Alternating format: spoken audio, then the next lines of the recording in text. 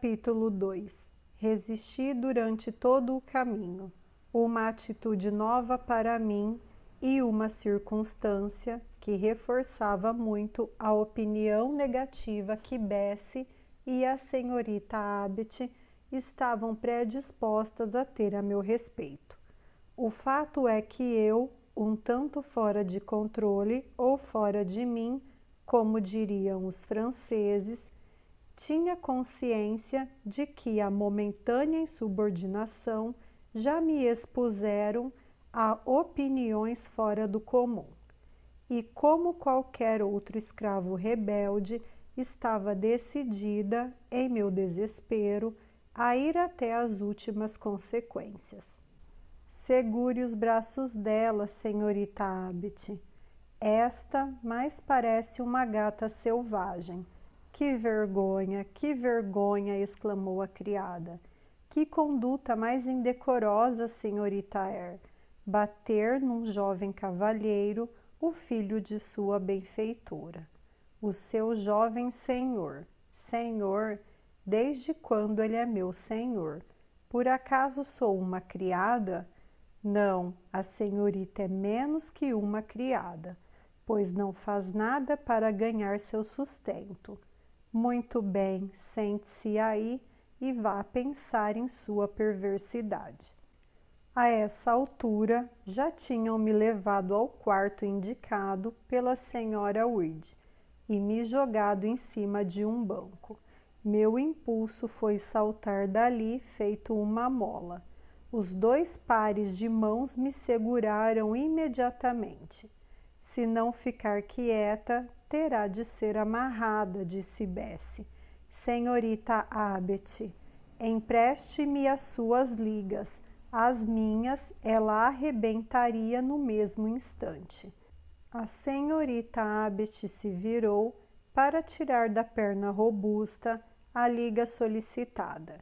Esses preparativos que fizeram para me amarrar e a ignomínia adicional que implicavam abrandaram um pouco minha excitação.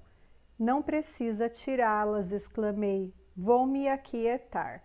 Para convencê-las do que dizia, agarrei com as mãos o banco. É melhor mesmo, disse Bessie, e quando teve certeza de que eu estava de fato me acalmando, soltou-me.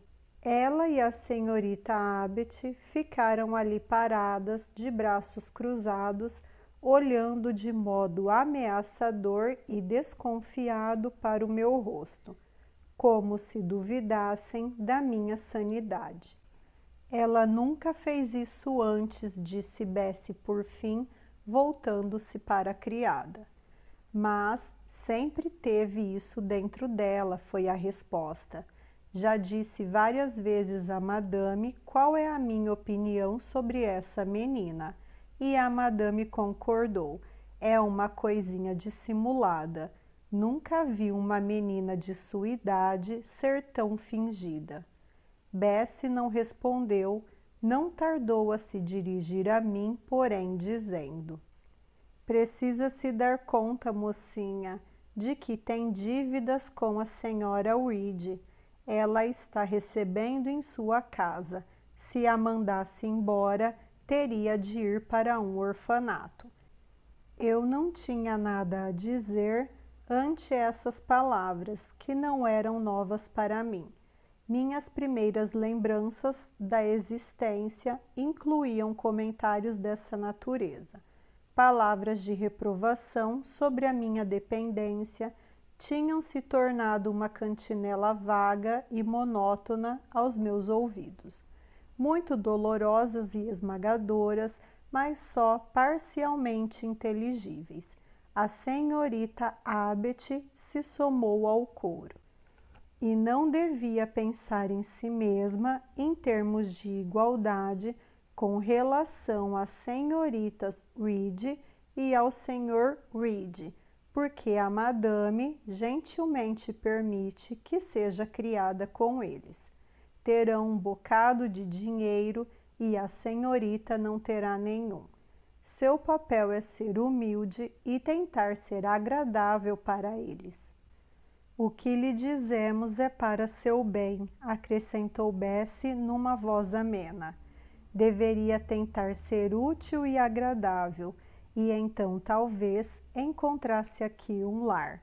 Mas se agir de modo arrebatado e rude, a madame vai mandá-la embora, tenho certeza. Além do mais, disse a senhorita Abbott, Deus vai puni-la. Poderia fazê-la cair morta em meio de um dos seus ataques. E então para onde iria? Venha, Bessie, vamos deixá-la. Eu não gostaria, por nada nesse mundo, de ter um coração assim. Faça suas orações, senhorita Eyre, quando estiver sozinha, pois se não se arrepender, algo muito ruim pode ter permissão de descer pela chaminé e levá-la embora. Saíram trancando a porta atrás de si. O quarto vermelho era um cômodo desocupado, onde raramente alguém dormia. Eu poderia dizer nunca, a menos que houvesse um afluxo eventual de visitas em Gateshead Hall, e se fizesse necessário o uso de todas as acomodações de que dispunha. Não obstante, era um dos maiores e mais pomposos quartos da mansão. Uma cama apoiada em pilares de mogno maciço, de onde pendia um dossel de damasco vermelho escuro. Destacava-se, feito um tabernáculo no centro. As duas enormes janelas, com as venezianas sempre fechadas, eram parcialmente cobertas por guirlandas e cascatas do mesmo tecido. O tapete era vermelho, a mesa ao pé da cama era coberta por um pano carmim. As paredes eram de uma delicada cor de camurça com um toque rosado. O guarda-roupa, a penteadeira e as cadeiras eram de mogno polido e pesado. Dessas cores escuras ao meu redor, elevava-se um branco reluzente à pilha de colchões e travesseiros da cama, cobertos com uma colcha de alvo piquê. Ligeiramente menos proeminente era uma ampla poltrona almofadada junto à cabeceira da cama, também branca, com um banquinho para os pés, e o aspecto parecia-me de um trono-alvo. O quarto estava gelado porque raramente acendia-se ali a lareira. Estava silencioso porque ficava distante do cômodo das crianças e da cozinha. Solene porque só raramente alguém entrava ali. Só uma criada vinha aos sábados tirar dos espelhos e da mobília a quieta camada de poeira de uma semana, e a própria senhora Reed, a intervalos distantes, visitava-o para revisar o conteúdo de certa gaveta secreta no guarda-roupa, onde mantinha vários pergaminhos, seu baú de joias e um retrato em miniatura de seu finado marido. E nessas últimas palavras jaz o segredo do quarto vermelho, o feitiço que o conservava tão solitário a despeito de sua grandiosidade. Fazia 9 anos que o Sr. Reed, o pai, tinha morrido. Nesse quarto dera seu último suspiro e ali fora seu velório. Seu caixão em seguida fora trazido pelos homens do agente funerário. E desde então, uma sensação de lúgubre consagração resguardava-o de intrusões frequentes. Meu banco, ao qual Bessie e a implacável senhorita Abbott me haviam deixado presa, era um divã baixo perto da chaminé de mármore. A cama se erguia diante de mim. À minha direita estava o guarda-roupa, alto e escuro, com reflexos baços e irregulares sob a superfície lustrosa da madeira. À minha esquerda ficava as janelas cobertas. Um imenso espelho entre elas repetia a vaga majestade da cama e do quarto. Eu não tinha certeza absoluta de que tivessem trancado a porta. Quando ousei me mexer, levantei-me e fui verificar. Ai de mim, sim, nenhuma prisão era mais segura. Regressando, tive que passar diante do espelho. Meu olhar fascinado explorou, involuntariamente, as profundezas que revelava.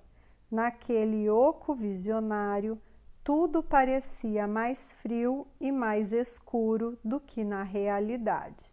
E o pequeno e estranho vulto ali a me fitar, rosto e braços pálidos, maculando a escuridão, e olhos cintilantes de medo movendo-se onde tudo mais se encontrava imóvel.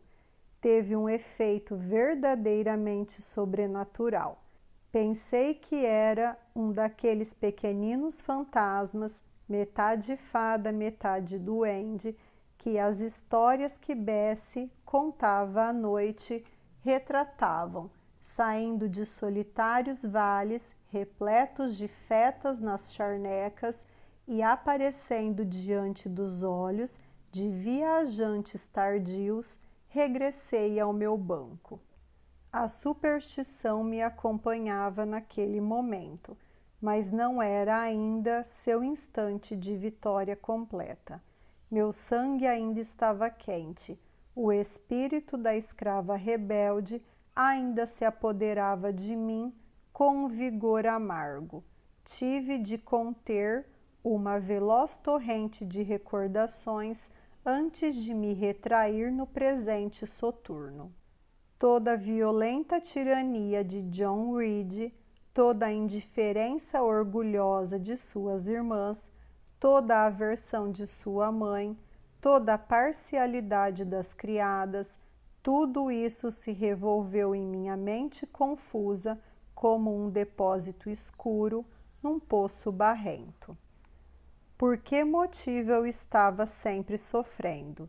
Porque era sempre intimidada, sempre acusada e sempre condenada? Porque jamais conseguia agradar? Porque era inútil tentar cair nas graças de alguém? Elisa, teimosa e egoísta, era respeitada. Georgiana, que tinha um temperamento mimado, uma malevolência muito pungente e um comportamento ardiloso e insolente, era indiscriminadamente tolerada. Sua beleza, suas faces rosadas e seus cachinhos dourados pareciam deleitar a todos que a contemplavam e garantir-lhe salvaguarda para cada deslize. A John ninguém frustrava, muito menos punia, embora ele torcesse o pescoço dos pombos, matasse os filhotes de faisão, soltasse os cachorros sobre as ovelhas, arrancasse as uvas das parreiras na estufa e partisse os brotos das melhores plantas que havia ali. Também chamava sua mãe de velha e, às vezes, a ultrajava por sua pele escura, parecida com a dele. Ignorava categoricamente seus desejos. Não era raro que rasgasse e sujasse seus trajes de seda, ainda assim era o seu queridinho. Eu, que não ousava cometer o melhor deslize, esforçava-me em cumprir cada uma das minhas tarefas e era acusada de ser malcriada e maçante, mal-humorada e dissimulada, da manhã até à tarde, da tarde até à noite. Minha cabeça ainda doía e sangrava do golpe e da queda, mas ninguém censurava John por bater em mim descaradamente. e como eu me voltara contra ele para me proteger de sua violência irracional, o opróbrio geral era contra mim. Que injusto, dizia minha mente racional, forçada pelo agonizante estímulo a um vigor precoce, porém transitório, e a determinação igualmente incitada instigava algum estranho expediente para tentar escapar da insuportável opressão. Como fugir ou, se isso não se pudesse realizar, nunca mais comer ou beber coisa alguma, deixando-me assim morrer. Que consternação da alma foi a minha naquela tarde terrível! Que tumulto em meu cérebro e como todo o meu coração se insurgia! Mas em que escuridão, em que densa ignorância a batalha mental foi travada! Eu não conseguia responder à incessante pergunta íntima: por que eu sofria dessa maneira? Agora à distância, não darei quantos anos, vejo tudo com clareza. Eu destoava em Gateshead Hall. Não era ninguém ali e não tinha nada em comum com a senhora Reed ou seus filhos ou com a criadagem. Se não me amavam, eu, na verdade, tampouco os amava. Não estavam obrigados a demonstrar afeto por uma criatura que não simpatizava com um único deles, uma criatura heterogênea oposta a eles, em temperamento, em capacidade, em propensões, uma coisinha inútil, incapaz de servir aos seus interesses ou acrescentar o que fosse aos seus prazeres, uma coisinha nociva que abrigava os germes da indignação ante o tratamento que recebia deles e do desprezo diante de seu julgamento. Sei que, se eu fosse uma criança alegre, brilhante, despreocupada, exigente, bonita e brincalhona, ainda que igualmente dependente, sem amigos, a senhora Reed teria tolerado a minha presença de modo mais complacente. Seus filhos teriam tido um pouco mais de cordialidade que se demonstra por um semelhante. Os criados seriam menos propensos a fazer de mim o bode expiatório da ala das crianças. A luz do dia começou a abandonar o quarto vermelho. Passava das 4 horas e a tarde nublada pendia agora a um lúgubre crepúsculo. Eu ainda ouvia a chuva açoitar continuamente a janela da escada e o vento uivando no bosque atrás da mansão. Fui aos poucos ficando fria como uma pedra e minha coragem então cedeu.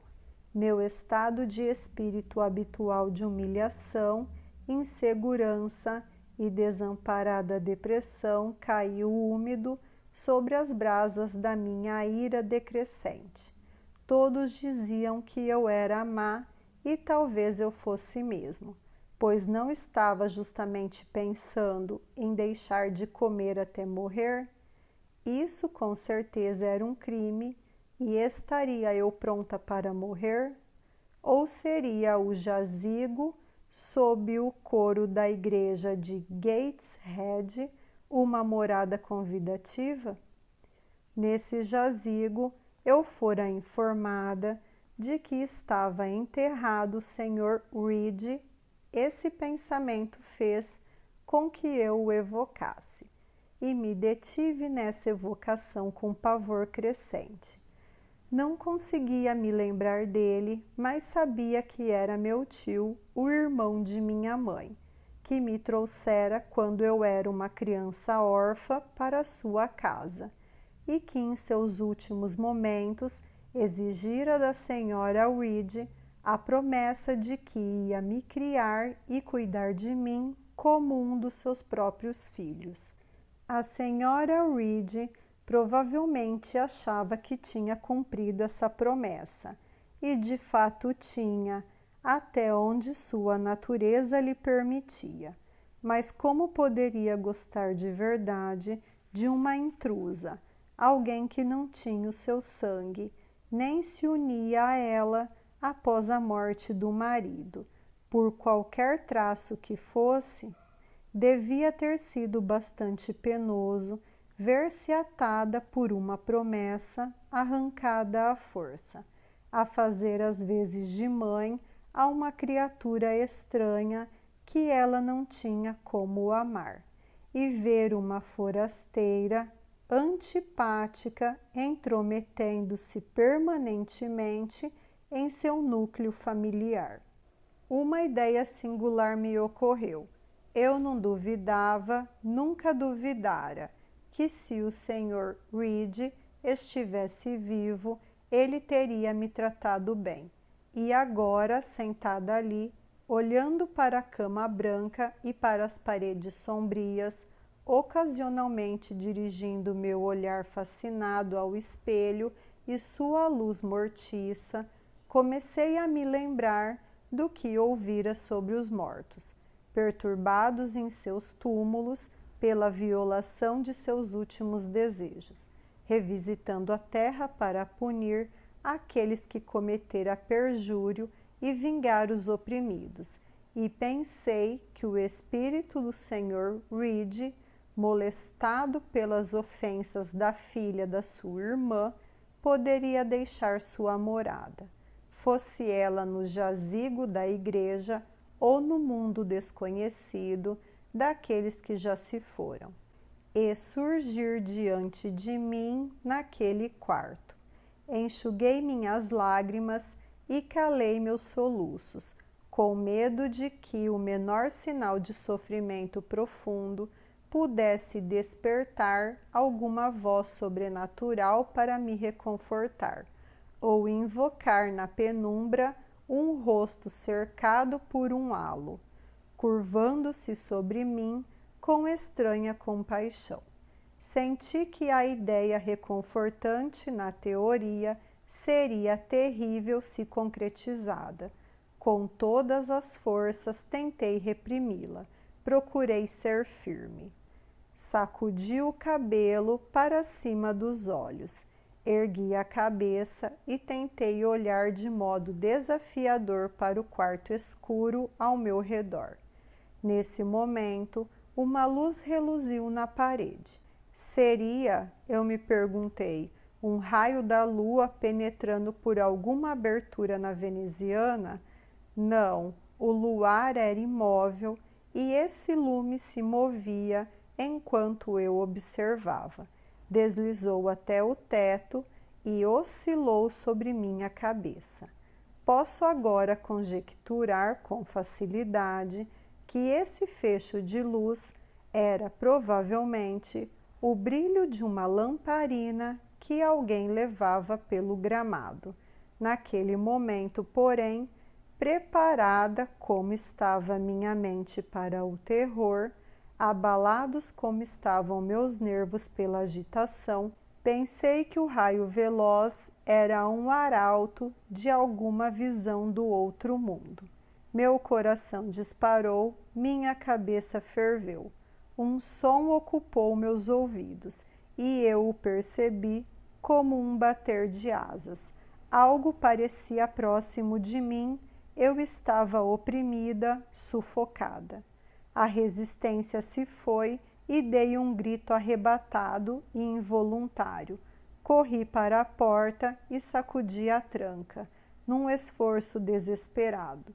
Passos se aproximaram pelo corredor, a chave girou e Bessie e Abbott entraram. Sente-se doente, senhorita Eyre? Perguntou Bessie. Que som terrível atravessou meu corpo, exclamou Abbott. Deixe-me sair, leve-me para a ala das crianças, foi minha exclamação. Por quê? Acaso se machucou? Viu alguma coisa? Perguntou Bessie outra vez. Ah, vi uma luz e pensei que um fantasma se aproximava. Eu agarrara a mão de Bessie e ela não a retirara. Ela gritou de propósito, declarou Abbott com certa repugnância. E que grito! Se estivesse sentindo dor, poderíamos desculpá-la. Mas ela só queria que viéssemos até aqui. Conheço seus truques malvados. O que está acontecendo? Indagou outra voz peremptoriamente. E a senhora Reed se aproximou pelo corredor, a touques voaçando, o vestido farfalhando alto. Abbott e Bessie. Acredito ter dado ordens para que Jane Eyre fosse deixada no quarto vermelho até que eu mesma viesse vê-la. A senhorita Jane gritou tão alto, madame, alegou Bessie. Solte-a, foi a única resposta. Solte as mãos de Bessie, menina.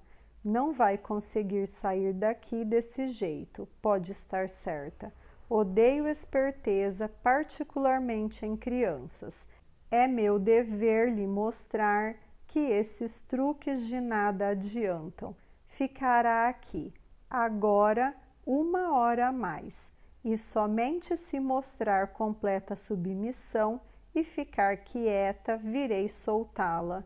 Ah, tia, tenha piedade, desculpe-me, não posso suportar. Castigue-me de outra maneira, eu vou morrer se. Silêncio. Esse arrebatamento é quase repulsivo. E era isso, sem dúvida, que ela sentia. Eu era uma atriz precoce aos seus olhos, ela realmente via em mim um conjunto de paixões virulentas, má índole e perigosa falsidade. Bessie e Abbott, tendo se retirado, a senhora Reed, impaciente diante da minha angústia, agora frenética, e dos meus soluços convulsivos, jogou-me abruptamente para trás e me trancou ali dentro, sem dizer mais nada. Ouvi o ruído de seu vestido enquanto ela se afastava. Pouco depois que me deixara, acho que tive uma espécie de ataque de nervos. A inconsciência encerrou a cena.